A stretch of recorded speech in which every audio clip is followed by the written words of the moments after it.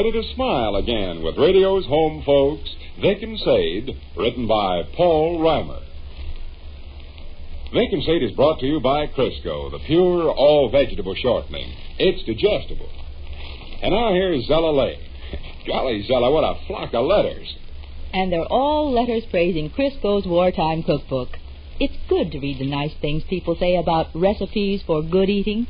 That's the title of Crisco's new cookbook, friends, and it's a beauty. Packed with Crisco recipes, 64 pages, with color photographs of tempting dishes, method pictures of tricks that make cooking a joy. And that's only half the story. You know, friends, it's the most practical cookbook imaginable, especially these days when marketing can be a problem. You should see the variety of Crisco recipes, time-saving hints for wartime meals, grand ways to fix leftovers, appetizing tricks for inexpensive cuts of meats, and wonderful Crisco cakes, pies galore. Nothing's overlooked. It even gives alternate ingredients for recipes in case there are foods you can't buy. I could go on for hours, but goodness, you'll want to get one. Just print your name and address clearly. Mail it with 10 cents in coin and a Crisco label, any size. Address Crisco, Department A, Cincinnati 1, Ohio. Got that? 10 cents in coin with a Crisco label, any size. Address Crisco, Department A, Cincinnati 1, Ohio. The offer is only good in the United States, and since you'll have to allow 14 to 18 days for delivery, send today for Crisco's Wartime Cookbook. And now back to Vic and Sade.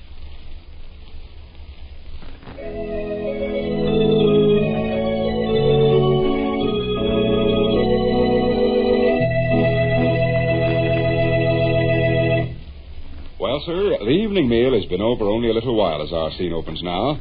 And here in the living room of the small house halfway up in the next block, we find Mr. and Mrs. Victor Goh. Vic is established in his easy chair with the newspaper, and Sade, industriously donning socks on the Davenport, thinks idle thoughts. And at this moment, happening to glance at her husband and noting something arresting about his facial expression, she says, after a season of close scrutiny, "Do you need glasses? Beg pardon, Dr. Sleech? You're squinting so. Got your face scrooged around like a corkscrew. I bet you need glasses." No, I don't think so.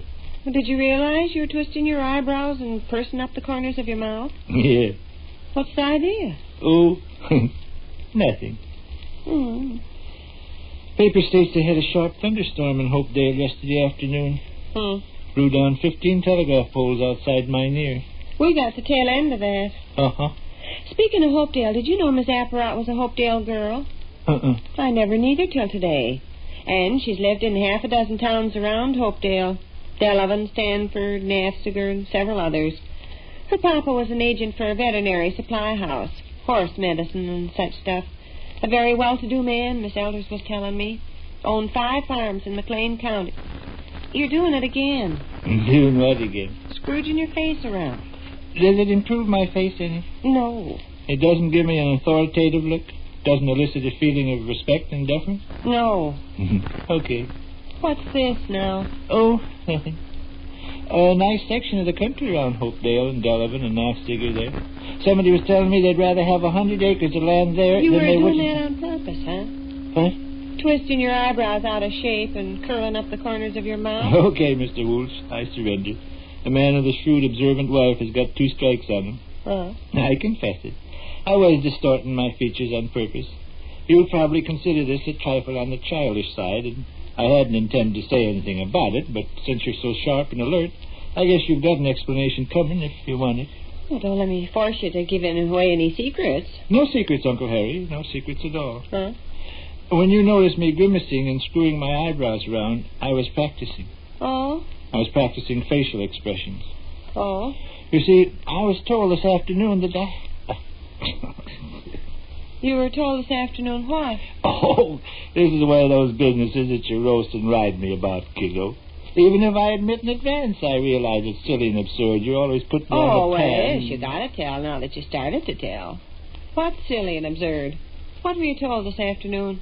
I was told that Oh, for goodness sakes. I can tell by the way you're looking at me. You're all set to call me a half-wit and a sissy dolly do. Well, fine. Go ahead and speak your piece, and then I'll call you a half-wit and a sissy dolly do. No, but a guy hates to stick his neck out and have it lopped off.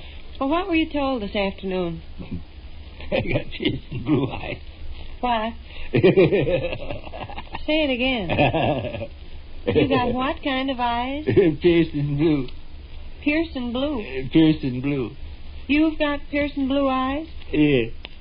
He's got Pearson blue eyes. It's not fair, Sade, to make a guy reveal some trivial little junk and then pounce on him. I'm not pouncing.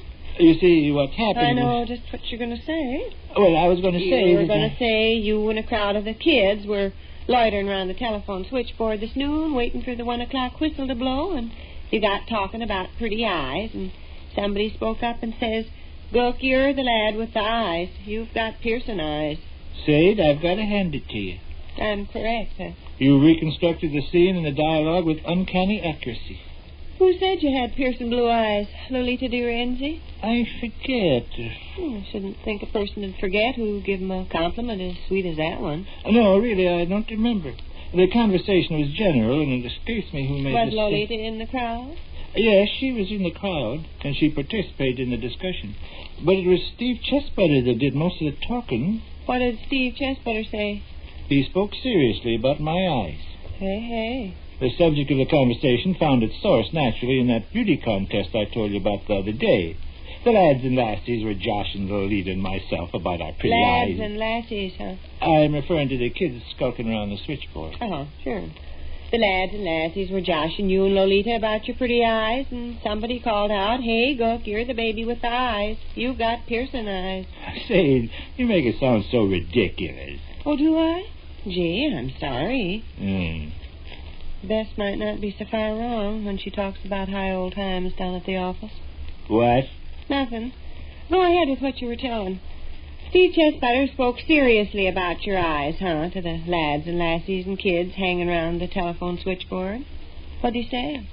He agreed with Lolita de Renzi when she remarked that I had Pearson blue eyes, and he averred that Pearson blue eyes... It was Lolita that said you had Pearson blue eyes.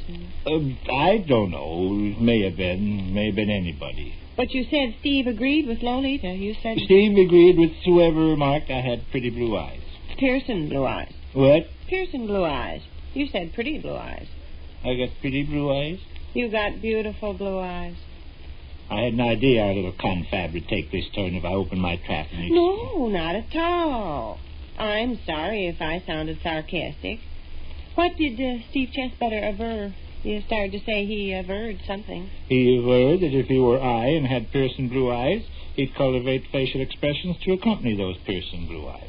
Oh, and that's what you were doing, huh, when I happened to glance at you and caught you scrooging your face around. You never caught me at anything. I'm not the least bit ashamed that I was scrooging my face around. What else did Steve say? He said if he were I and had Pearson blue eyes like mine, he'd lower his voice to a deeper pitch. Well... Good afternoon, Mr. Montgomery. I'm Victor R. Gook. I wondered if you'd be interested in 30,000 shares of gold mine stock. That's the way you'd talk and look, huh? Well, I haven't practiced much, of course, and don't have much proficiency, but that's an approximation of it. I'm gratified, Mr. McWilliams, that you want me to run for governor, and I'll certainly give the matter profound thought. Wouldn't he think you had some kind of nervous trouble? Why? Your eyebrows all twisted into lumps and the corners of your mouth drawn down and your nose twitching. Those grimaces are intended to call attention to my pretty blue eyes. Pearson blue eyes. I mean, Pearson blue eyes, of course. Mm-hmm. Sadie, I was wondering if by chance you'd seen anything lately of my brown leather easy slippers which seem to have disappeared. Oh, don't pull that trash on me. Well, I merely inquired whether or not... Stop it. Gives me the willies to see your eyebrows moving around in circles and your jaw. The telephone is ringing. The telephone is ringing. I said stop it, Vic. I suppose you're so thin-skinned Yes, I am. Thin-skinned as a horse. Telephone's ringing. Will you get it? Most likely Russell wanting permission to stay till 11 o'clock. Where is he? Oyster Cracker's house. You talk to him. I got my lap full of socks. Tell him 11 o'clock's all right, but not 1 second past 11 o'clock. He's not going to run this stunt in the ground, even if it is summer vacation. Hello? Hello, Ted. 500, huh? Fine as silk, Ted. How goes it with you? Uh-huh. Why, I wouldn't be one bit surprised, Ted. We're just sitting here with our teeth in our mouth. 1 second, old pal. I have here on the wire Mr. Ted Stenbottom. Sure, sound fine. Tell them to skip on over as soon as they can jam on their hat. Ted, the wife is exultant at the prospect of an evening at cards, Ted. Oh, hey, stop that. Come right on over, Ted. You look insane staring and blinking into the telephone like that. How's that, Ted? Stop it. Why, almost any flavor ice cream suits us. What flavor ice cream would you like Ted to bring over? Vic, stop that silliness. What flavor ice cream would you like Ted to bring over? Strawberry flavor. Strawberry flavor, Ted. That's right. Fine, Ted. You bet, Ted, and we'll be looking for you. Goodbye, Ted. That was a wonderful performance. Ted will bring over strawberry flavor ice cream. Did you expect Ted to see your piercing blue eyes over the telephone? Sadie, perhaps you'd better accustom yourself to I this can manner see of speech. myself accustoming myself. Oh, sir. You can just forget your pretty piercing blue eyes and the lads and lassies that got nothing else to do but hang around that telephone switchboard talking silly. Telephone's ringing. Telephone's ringing. I'll answer it. I'm right here. Vic, not a word of that wild, crazy talk when Ted and Ruthie get here. You have fun with your pretty piercing blue eyes down at the office. Hello? Who? No, this is the Victor R. Gook residence. No, I'm afraid you have the wrong number. Not at all. Goodbye. I mean that now, Vic. Not one word of wild, crazy, piercing blue eyes business when Ted and Ruthie get here. Sadie, honey. What? Come here and sit in my lap.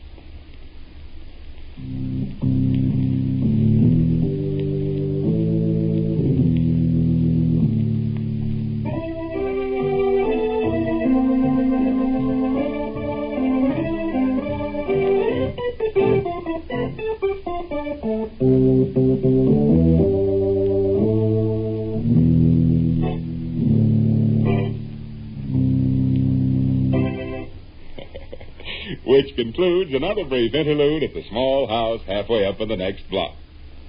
And now, here's Zella Lake. Remember my mentioning a good cake for lunch boxes? Well, another good suggestion was given me by a woman who has 3 lunch boxes to fix every day. A regular applesauce cake made with cooked prunes instead of raisins. And does Crisco turn it out wonderful? Moist, full of flavor, and really light. Now, you know that's an accomplishment, being able to turn out cakes that are wonderfully light. But that's what comes of using Crisco for cakes. And cakes made with Crisco taste every bit as good as those made with butter. And that means something when you consider Crisco costs only about half as much. Well, you try a Crisco cake. Just notice how light it is. You see, Crisco has a cake secret that gives you lighter cakes than you get with any other shortening, even the most expensive shortening. And Crisco cakes are the best tasting, too. See for yourself. Any of the cake recipes in Crisco's new wartime cookbook will prove that. Send for your copy of Recipes for Good Eating today. Just mail your name and address and 10 cents in coin with a Crisco label, any size. Address Crisco, Department A, Cincinnati 1, Ohio. And don't forget to listen to Vic and Sade the next time. This is Ed Roberts saying good day for Crisco. It's digestible.